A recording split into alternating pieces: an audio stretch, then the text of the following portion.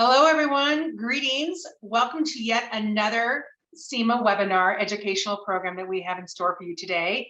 If you attended CEMA Summit, thank you. We had so much fun, and we hope to see everyone in person very, very soon. Thank you also to our sponsors, because as of today, we could not be here without you. So you guys are wonderful, and we can't thank you enough for supporting CEMA over the last couple of years, especially the last year.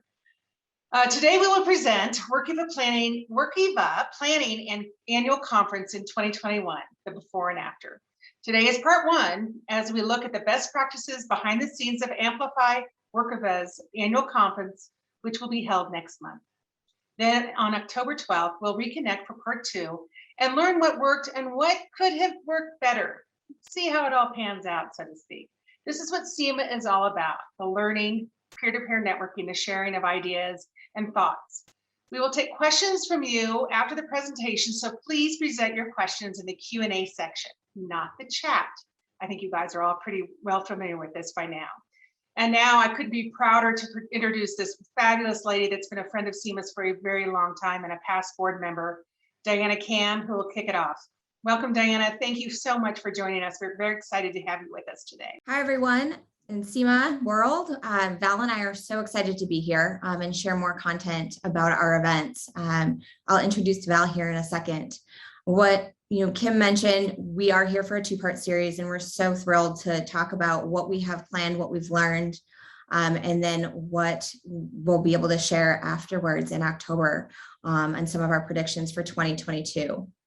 So just to start, Kim mentioned that I am a previous board member. I had that privilege to serve with several of you, and it was such a great experience. I have been with Workiva nearly 10 years and joined to start our user conference. And over the years, I've been responsible for our global events channel, our sponsorships, proprietary events, our webinars. I helped stand up our marketing efforts in our EMEA and Asia Pacific regions.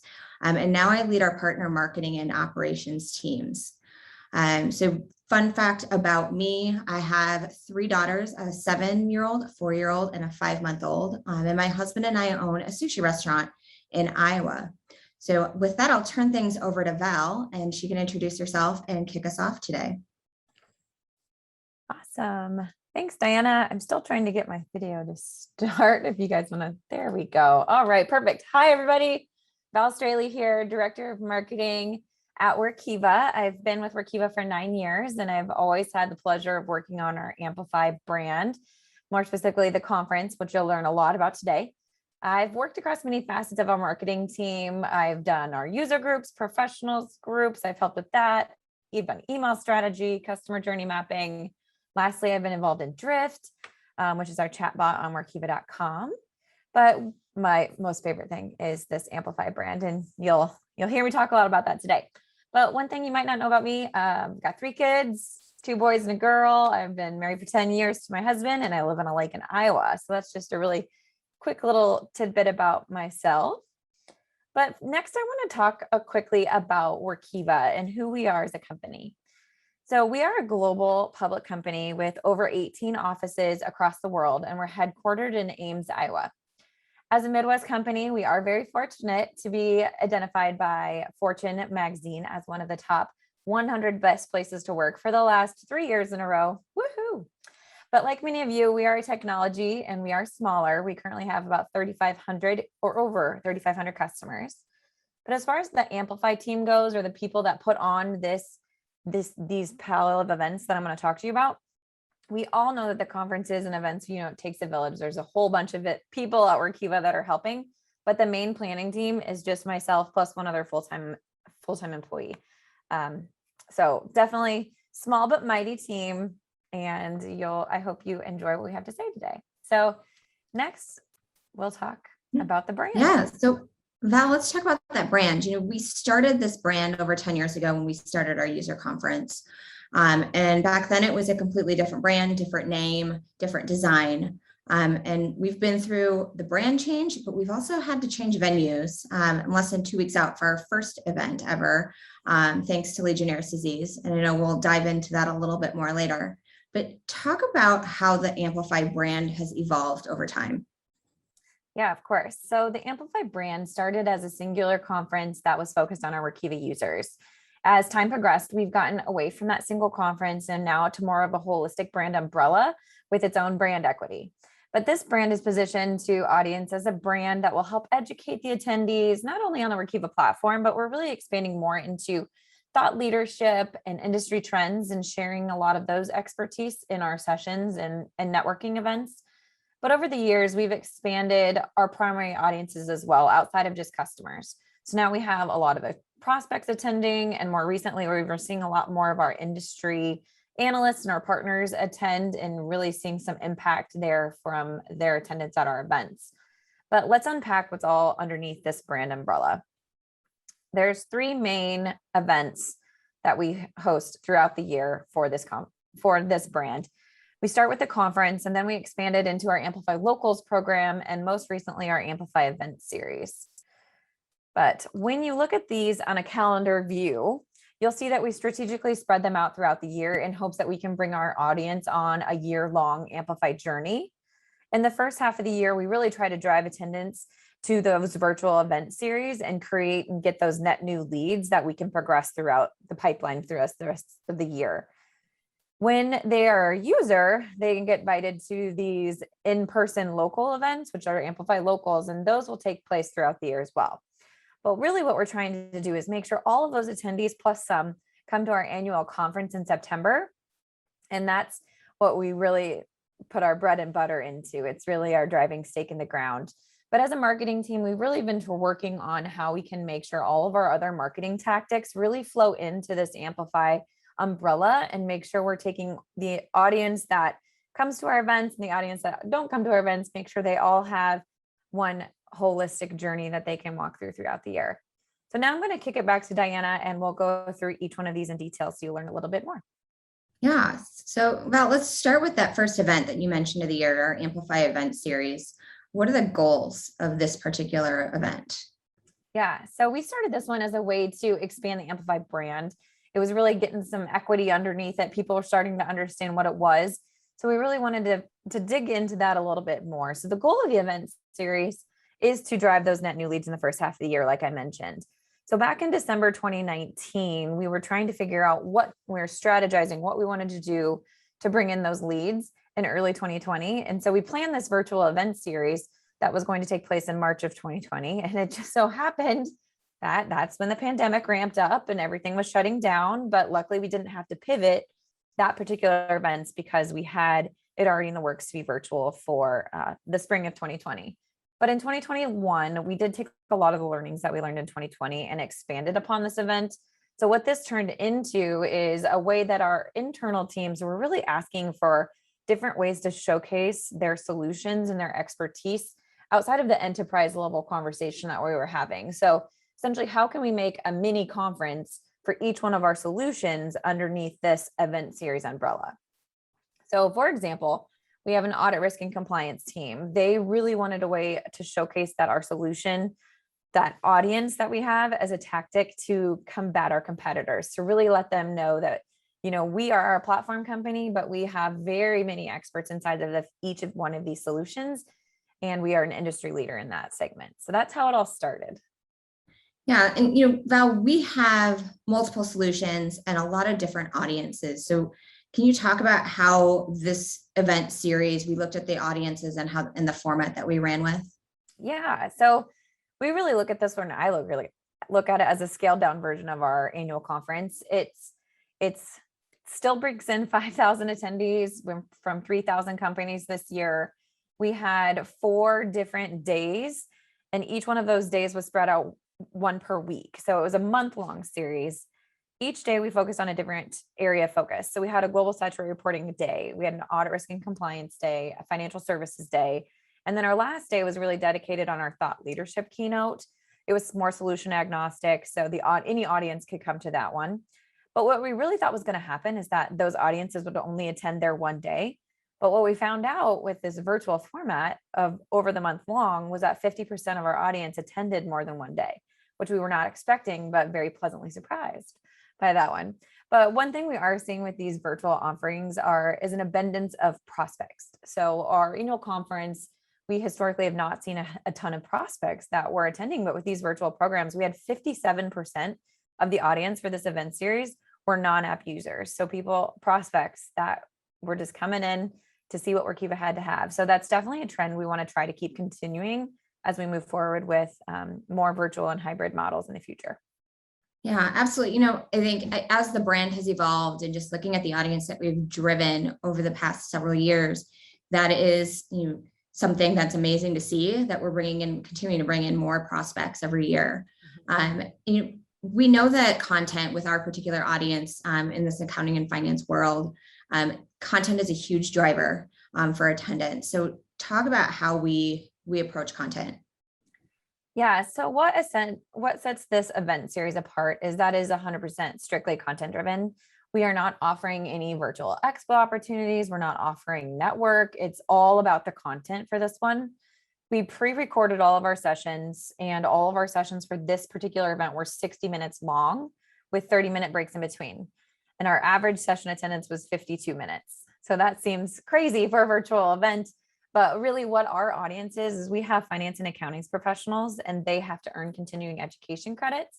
And for those, we offer 60-minute sessions so they can earn credits for attending our sessions. So each one of those days, they were able to offer 4 different credits. And then obviously that helped keep our virtual engagement up throughout the event. The content that we produced, we were able to re-air them for each one of our geos. So we had timings specific for North America, timings for Asia Pacific, and then specific times for Europe. And that really helped us because we all pre-recorded this. And so it was easy to re-air those in those different time zones. And lastly, with the content, one thing we tried to do with this content was we kept it for 30 days post-event so we could continue driving all of those marketing tactics and the ads and everything. Even if they saw our event the last minute, we'd still be able to give them all that content and, help them with their learning and education and getting the most bang for our buck for all of that awesome content that we spent so much time on. Okay, right. And, I think the other area that we really focused on is offering speaker slots to partners.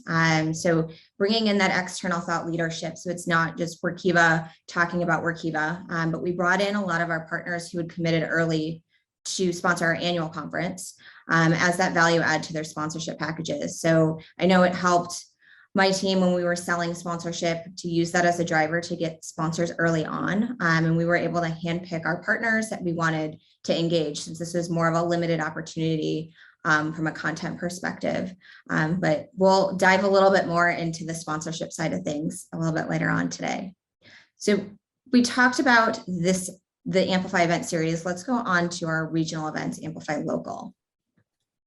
So when you talk about why we have the Amplify Local program and what the goals are. Yeah, so the Amplify Local program we renamed this from our user group program. So it is dedicated to our customers, and we have these events to help them realize and really discover the full potential of our platform. We're trying to make sure that we're helping them grow as users, as teams, as organizations. For example, it's not uncommon for a company that utilizes our product to have 300 users, but we only have 2 what we would call power users. And so what we're really trying to do with these events are increase the number of raving fans we have so that they can help our platform become more sticky in the organization and drive more adoption there. And, we've had, like our Amplify brand, we've had these types of events around for a lot of years, but everything's evolved as the company has evolved in our audience and our solutions. So can you talk more about how we have evolved this platform?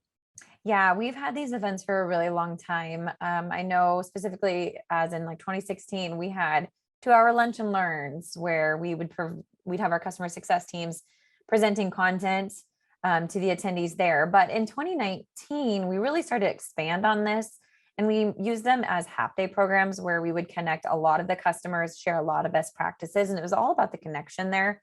Because that's exactly what this audience wants, is to find other users like themselves. So we hosted this type of event in 20 different cities, which is a lot of traveling, obviously, for the planner, for the speaker, all the things above. But obviously with the pandemic, we had to shift what we were going to do with these events. We pivoted, make them virtual, but we thought the locals name of it was a little more confusing in a virtual setting.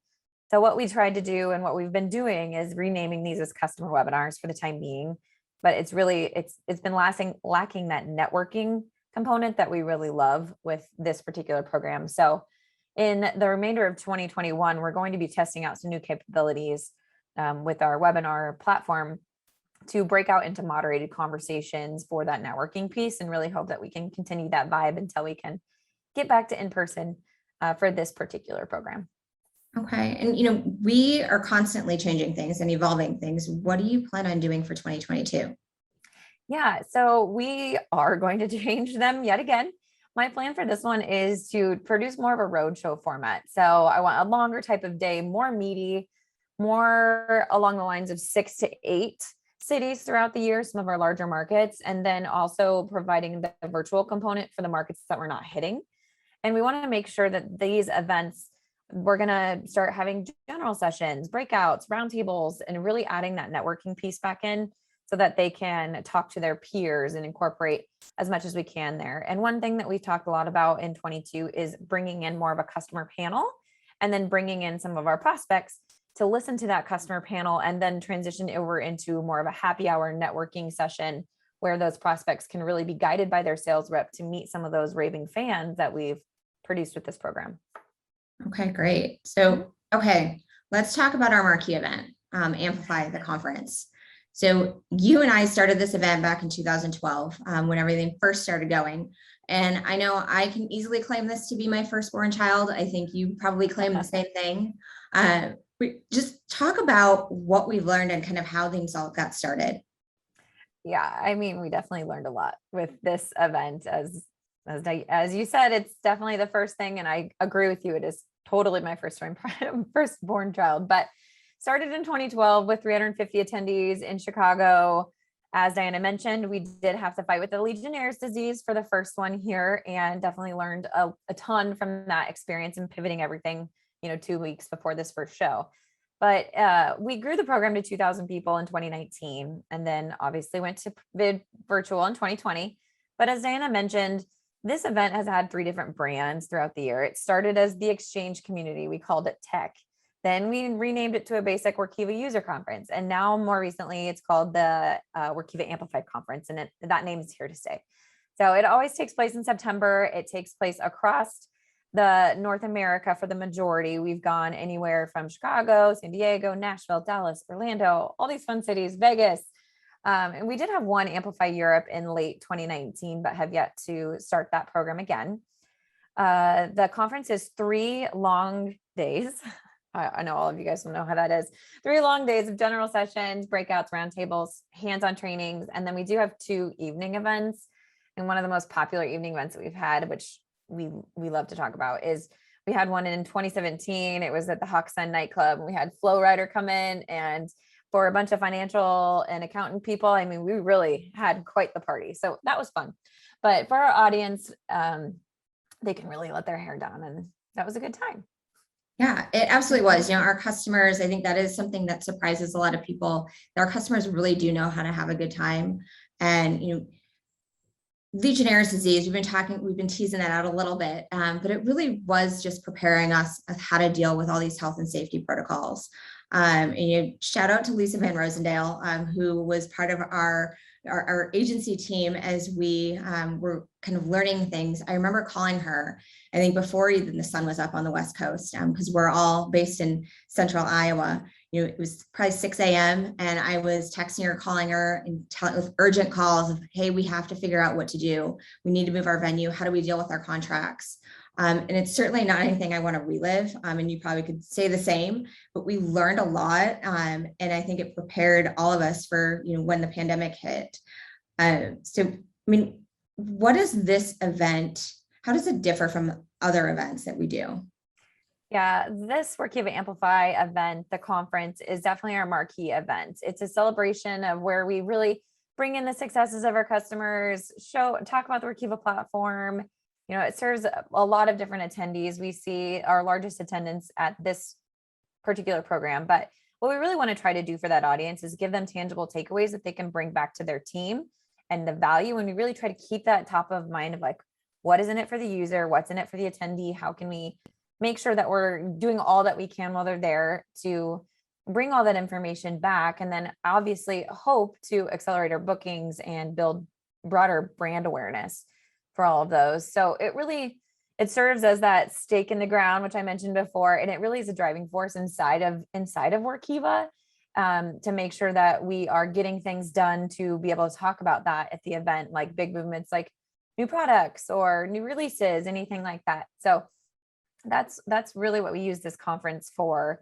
And from a structure standpoint, we do offer some things obviously with this conference that we don't in any of the other events. So we've got the Amplify Expo, where we can bring in our experts, and we really try to use a lot of the time in our expo for our research and development team. So they play a huge role in that expo area for us, because they're able to hold conversations with attendees that about features, functionality, see what's working, talk to the customer. And it really offers an opportunity for that team specifically to be way more efficient than sending them out to a lot of company visits throughout the year. So I know that team really loves the opportunity that they get to talk to people when they're there. But lastly, we do offer a lot of sponsorships for this event, and I'll let Diana tell you all about what we do there.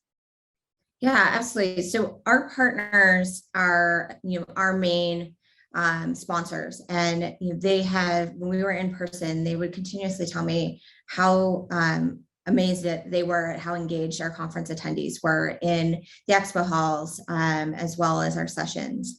And even on top of that, Val talked about the R&D teams. Our partners love to engage with our R&D teams.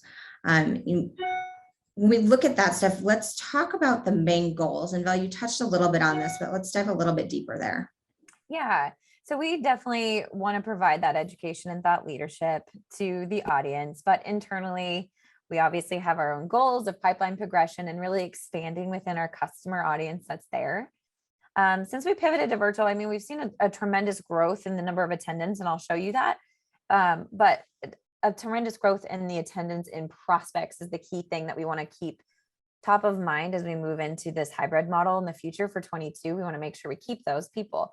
But as far as the other main events, this main event, it is an opportunity to bring a lot of other ancillary and industry event activities within the conference. So I know, Diana, your team has their global partner summit during the conference. Our sponsors have their own events during the conference, because we have a lot of overlapping audience. So definitely want to try to get as much activity into the week as we can. But lastly, we're trying to really improve our global attendance and our engagement year over year. So when we went to 2020, we were able to actually make a global strategy more than we have for our in-person audience, and make sure that our international audience have got the opportunity to learn from these Amplify programs. So that was a new thing that we really love with the pivot. Yeah, I mean, the global piece, I was fortunate enough to be part of kind of launching our marketing efforts in EMEA and Asia Pacific. And for a long time, we really regionalized that stuff. So the North America did their own thing, EMEA did their own thing, and Asia Pacific did as well. So I think as an organization, we're working through how we approach a global marketing format. What challenges have you encountered as you look at this from an Amplify perspective? Yeah, from my mind, I mean, in a lot of ways, it's easier because when we go with virtual, we've been using pre-recorded content, so it's easier to mimic that. But we definitely had really good relationships and partnerships with our EMEA and APAC counterparts to identify which North American sessions that we were already producing that they wanted to replay in their geos, and then really talk about what net new sessions that would be good for their respective regions and make sure we fit that into their agendas. But we were able to take a lot of that pre-recorded content from North America to re-air them in those correct time zones, which doesn't take a lot of uplift to do that. So that was really beneficial. But the presenters, from that standpoint, we asked them to answer their questions live in their regions in their Q&A in the chat box in our platform. But we left it up to them if they wish to participate in the chat rooms for when those sessions were re-aired. Some of them did it, some of them didn't, but we always had session moderators in there to help answer questions if the presenter wasn't there. But in terms of language, we kept the majority of our sessions all in English. We have dabbled a little bit in Mandarin upon request, but that's a function that we hope to continue to expand upon as we grow this event. Okay, let's take a pause to do a quick poll. So if we can get the poll up there. The question is, when do you expect to go back to hosting live events? So I think CEMA's pushed this poll out a few times over the course of the pandemic, but let's take a look at where everyone's sitting today. So we've got Q4 2021, Q1 2022, Q2 of 22, Q3 of 22 or beyond, or hey, we're already hosting in-person events, which I might be a little bit jealous. We can get the results up. Okay, so our results are looking like pretty close split, but looks like most people are saying Q2 of 2022, it's 33%. And you know that 21%, those 8 of you that have said that you are already hosting in-person events, I'm definitely a little envious that you're doing that already. Great, so Val, you pivoted everything in 2020 to be virtual. Let's talk about attendance, because when we moved to virtual, that obviously opens things up in a bigger way, including that global audience. But let's talk about that a little bit. Yeah, so I'm going to pull up a slide here. And really what happened with us in 2020, when we made the pivot to 100% virtual, we also went to 100% free. We felt it was best in our interest to be helpful in the time of the pandemic and really help the users and the prospects instead of charging a fee like we've done in the past, which we did have a fee.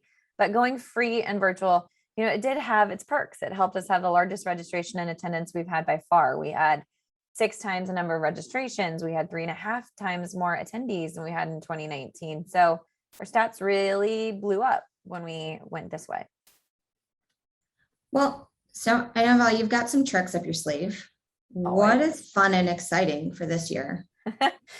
So this year I am really excited to announce we have the one and only Matthew McConaughey as our keynote speaker. I'm so excited. He is obviously an actor, producer, philanthropist, New York Times bestselling author, and we have him joining us virtually to discuss his personal and professional life, especially his new book, Green Light. So if anybody hasn't had a chance to read or listen to this book, definitely listen to the audiobook because we highly recommend it. I know Diana and I have talked about it because he's the one that narrates it and it brings so much life and character to the story that he has. So we chose him. He really aligns and resonates well with our conference theme of Dare to Simplify, with his outlook on life and, you know, just the way he storytells his book in Green Light. So very excited to have him as our keynote speaker. And we're also having a virtual conference or concert this year at the conference, which we didn't have last year. And we're having a concert by Fab Four. Fab Four is a Beatles cover band, and we are going to be playing that for all of our global audiences as well. And we obviously picked them because they've got some international recognition being a Beatles cover band. Yeah. Great. Really cool. I am really excited about Matthew McConaughey. One of my more favorite books that I listened to during the pandemic. So, Val, we talked about all of everything that goes under that Amplify brand and how we pivoted. So let's talk through what we learned. I know we have a couple of top takeaways and that we can share with the group around how they strategize for virtual events. So first up is your virtual event is providing value. And like all of you, we had to all move really fast. It seems like there was like this slow ramp to things might shut down and then it just shut down.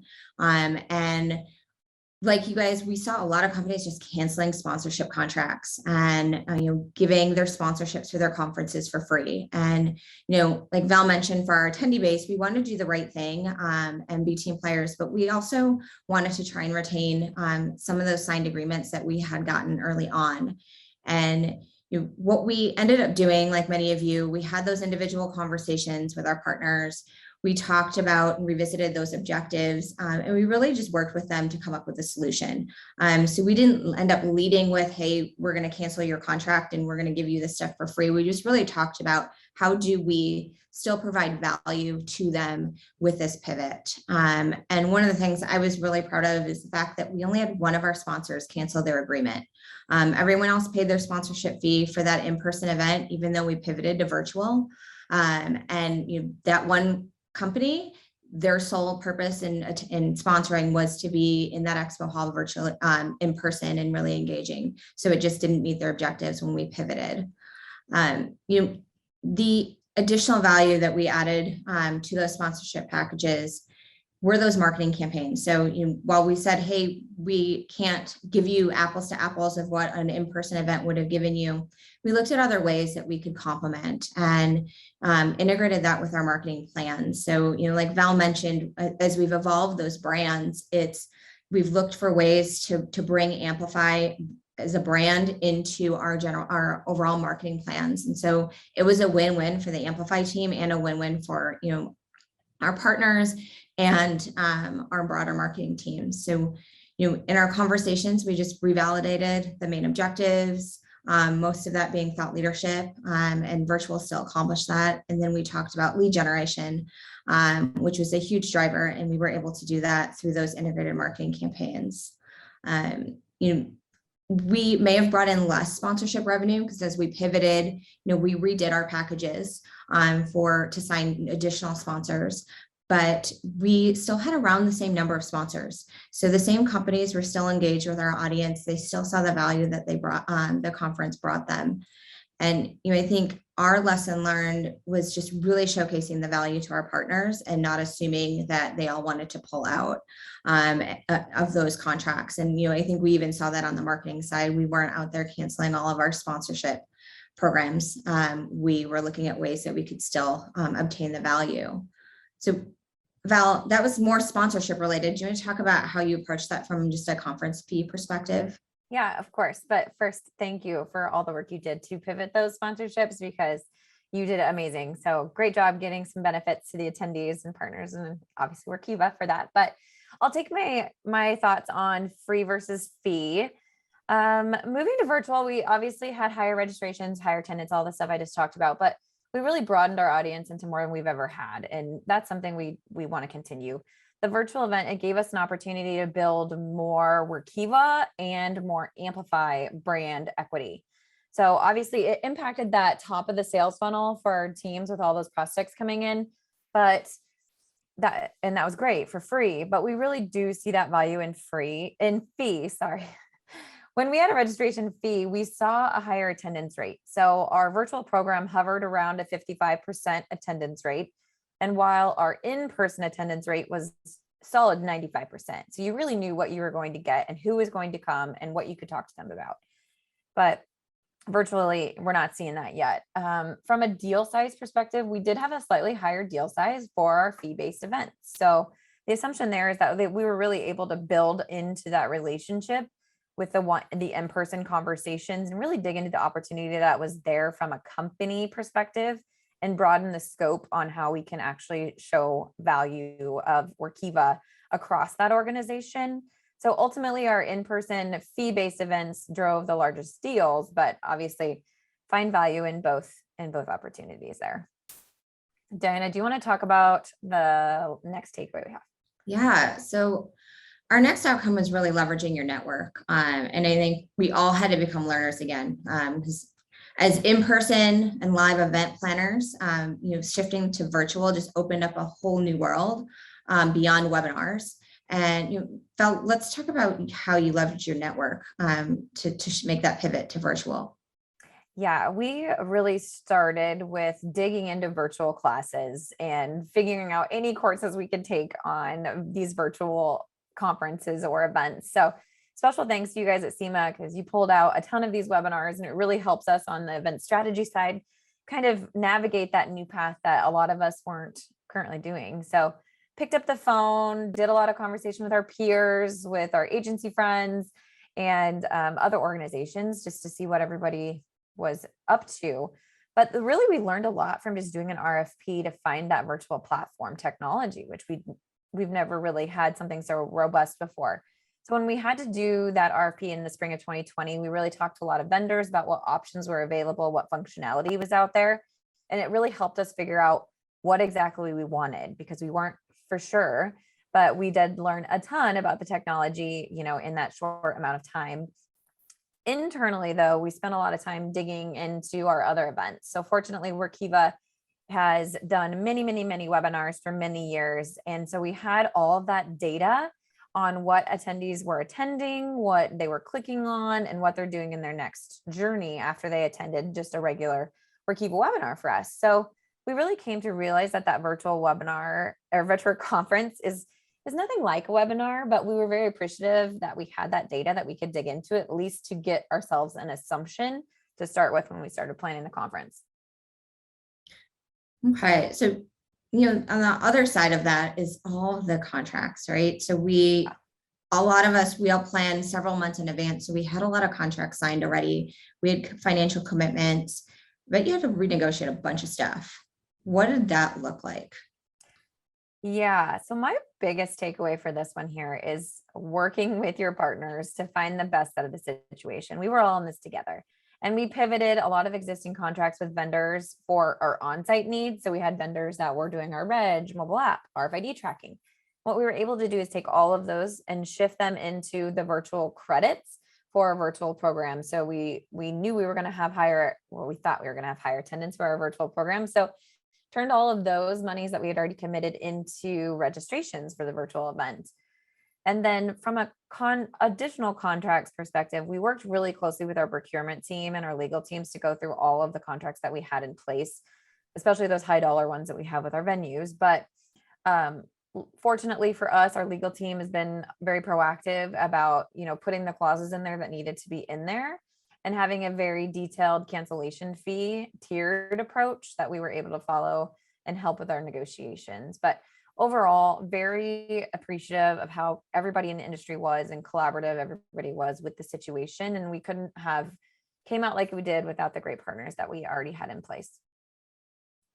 Yeah. And I think that's something we've just learned over the years, right? Legionnaire's disease, definitely. We learned some lessons there on what kind of clauses to include in our agreements that has helped us throughout the years with our venues. So we've focused a little bit more, we focused on the external network side of things, but you had to really leverage the network inside Workiva and all the different teams and stakeholders. What did that expanded team shift look like? Yes, we definitely had to shift our teams and rethink it completely. So we had to turn more into a team with completely different personalities than we've done. Maybe some people who have never really worked on event stuff before. So we really moved from having a bigger team of logistics-driven individuals for in-person events to really lean on our technical team that may or may not know what we're trying to accomplish with a virtual event, and then also with our video production team. So relied very heavily on them since we were pre-recording all of our content. So we spent a lot of time dealing with things that were out of our control, attendee firewalls, network bandwidth. How are we going to do this all from a virtual war room setting? But appreciative of that technical team that we do have inside of Workiva that could help us pull this off. But I think what really caught most people off guard internally was just the amount of time that it takes to produce a virtual event compared to an in-person. So we spent a lot of time resetting expectations around timing. Not everything could wait till the week of the conference. Your presentations had to be done earlier. You had to submit everything earlier for your expo booths. I mean, we already made that decision to pre-record them. And so that was one of the biggest shifts that we had to, from an internal team standpoint, is just really reset those expectations early on and do what we can to, meet the new deadlines from a virtual standpoint. Yeah, and I would say that all the teams across our organization definitely have a greater appreciation for what it takes for a virtual event to take off, because of how much pre-work has to happen in order for that main event to happen. Mm-hmm. So let's go to another poll. So if we can bring up this last poll, when you pivot to a hybrid model, how do you expect to staff for both in-person and virtual? So are we hiring FTEs, so full-time employees? Are you getting support from an agency? Are you looking at sourcing through your existing planning team? Are you going to augment with those non-core team members?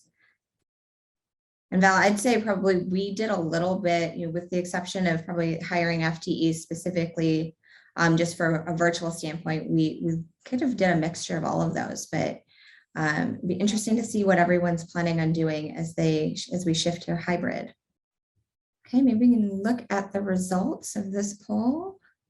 So it looks like no one is planning on hiring any full-time full-time employees. Looks like the majority are going to support with an agency partner, and then an even split from existing planning team and then augmenting with non-core team members.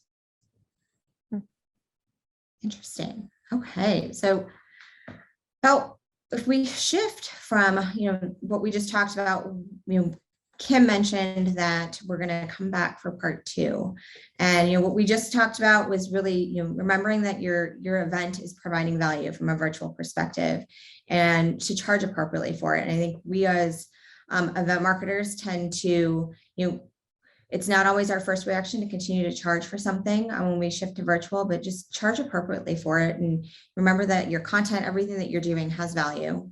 And then leveraging your network. So CEMA, I know we relied a lot on our CEMA friends, our peers, our friends, neighbors. And if anything we've learned through this experience is that we've all come out a lot stronger together and sharing everything that we're doing.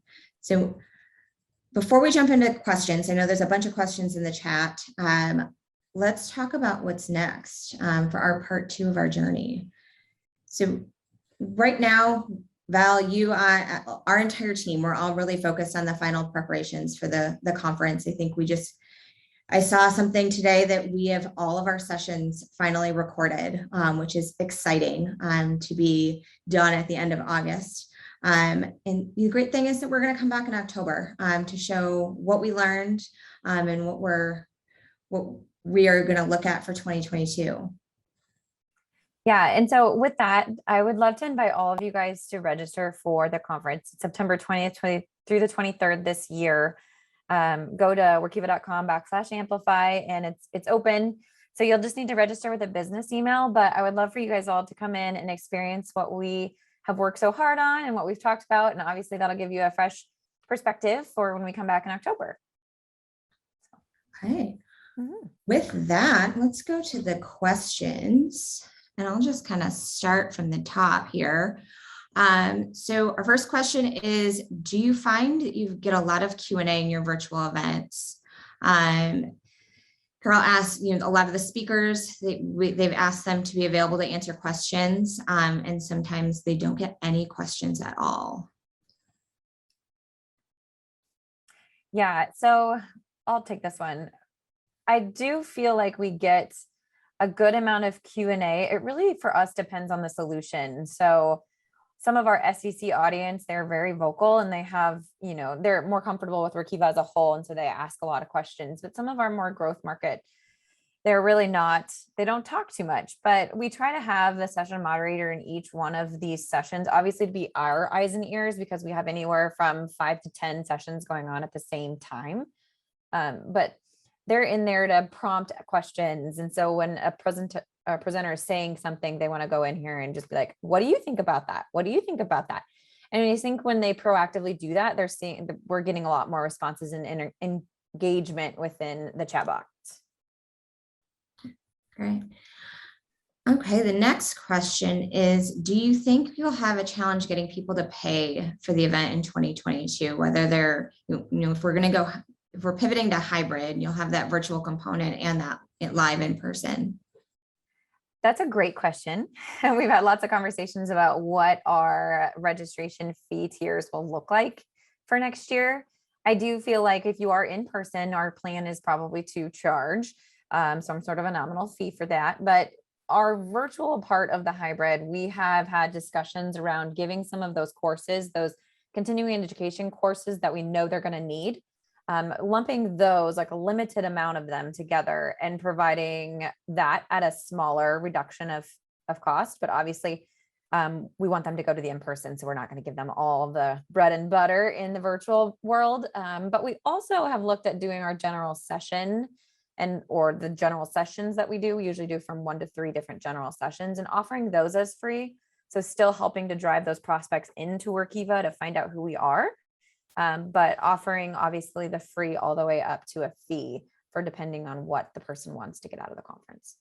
Well, and I think, Val, with our audience, those continuing education credits they would have to pay for those anywhere else. So I think it is a little bit different for our audience that if they aren't paying for it through our event, they're going back to an industry organization to get those continuing ed credits. So it is more of a justifiable expense when we think about whether or not they would be able to justify that with their company. Okay, next question. You mentioned attracting prospects for the first time with the virtual event. How are you tracking conversion rates for prospects, and what is your pipeline data telling you so far? Yeah, so I touched a little bit about this on this when I was talking about our deal sizes and things like that when it comes to the prospects. We are seeing great movement and pipeline progression from those prospects. Hopeful that we can continue to get them to keep engaging with us more as we offer up more of, the Amplify brand equity and the Workiva webinars to really keep them moving. But yeah, we haven't seen a huge stall out there, which is great.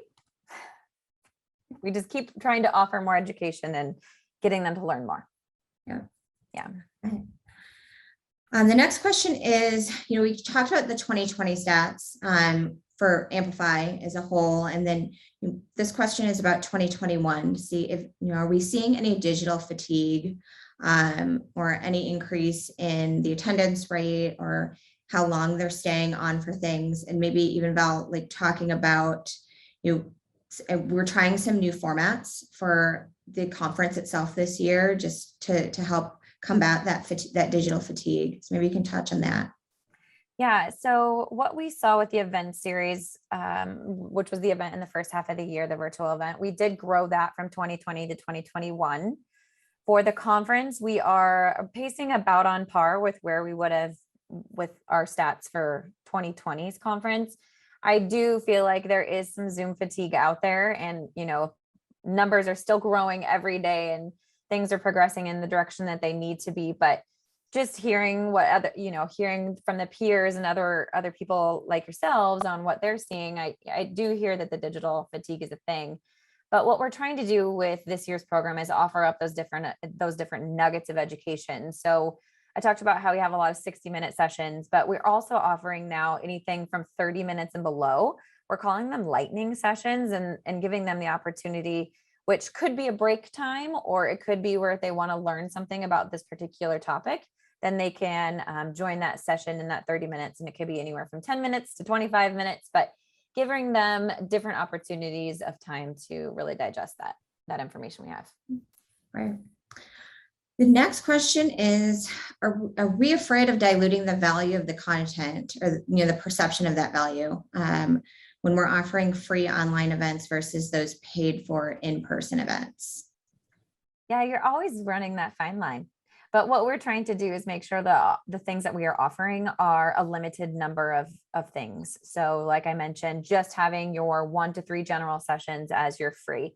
Everything else, like the meat of the product, the meat of your thought leadership, the industry best practices, all of those that really you learn a ton about is going to be within our breakouts, which would be where you would need to pay to get that content in 22.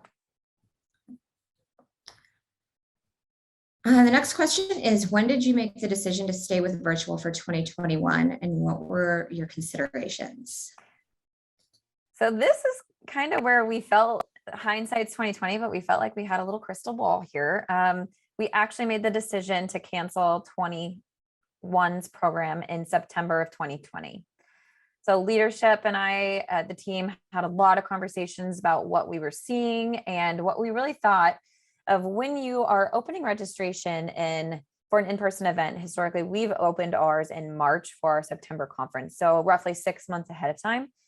When we made that decision in September, it was in the state where we thought we weren't going to be able to meet those attrition minimums. We weren't going to be able to meet any of the contractual obligations that we had already put in place for a event in September 21. So we actually canceled September, October of 2020 for 21. So hindsight's 2020. It was actually a great decision for what our audience is doing right now.